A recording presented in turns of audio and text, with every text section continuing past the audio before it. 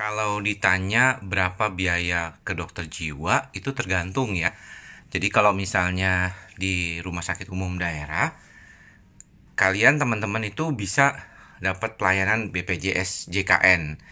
Dan itu tentunya kalau teman-teman punya BPJS ya tidak bayar. Biasanya sama sekali tidak bayar ya. Dan obat-obatannya juga dapat. Ya, obat-obatannya memang ada beberapa yang generik, tapi banyak juga yang paten. Obat paten bermerek ya, generik bermerek istilah kita. Dan biasanya itu sangat bagus, ya nggak ada masalah.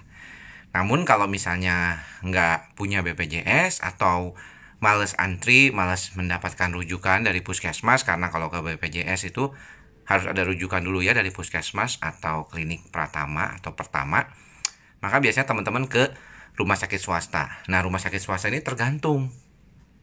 Kalau rumah sakit swastanya tipe yang lebih kecil, misalnya tipe C ya, itu biasanya lebih murah ya. Apalagi kalau misalnya berada di kota kecil atau bukan kota besar seperti Jakarta. Namun kalau misalnya rumah sakitnya tipe B atau misalnya rumah sakit yang cukup besar seperti rumah sakit swasta yang terkenal gitu ya di daerah Jakarta atau daerah sekitarnya, itu lumayan ya. Biasanya rata-rata bisa menghabiskan uang sekitar 1 juta sampai 1,5 juta sekali konsultasi. Biaya konsultasinya kira-kira beragam antara 250.000 sampai 1 juta rupiah sekarang biaya konsultasinya.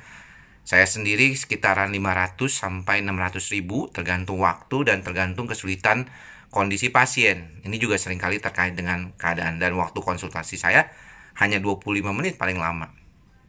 Nah, kalau misalnya yang obat, terus gimana nih?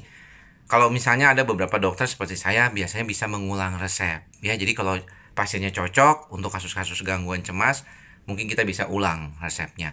Tapi kalau buat sebagian yang lain, ya mau nggak mau ada konsul 2 minggu sekali. Nah, ini yang kadang-kadang membuat agak sedikit berat untuk sebagian orang. Apalagi asuransi swasta itu tidak menanggung ke dokter jiwa. Jadi perlu perhatian teman-teman nih dalam hal ini. Ya, mudah-mudahan kalau misalnya persiapan uang itu rata-rata 1 juta sampai 1,5 juta, tergantung kasus ya. Ada juga yang bisa sampai 2 jutaan. Tapi mudah-mudahan bisa membantu jawaban ini secara umum pada beberapa pasien yang membutuhkan pertolongan dokter jiwa. Oke, semoga bermanfaat. Thank you, bye-bye.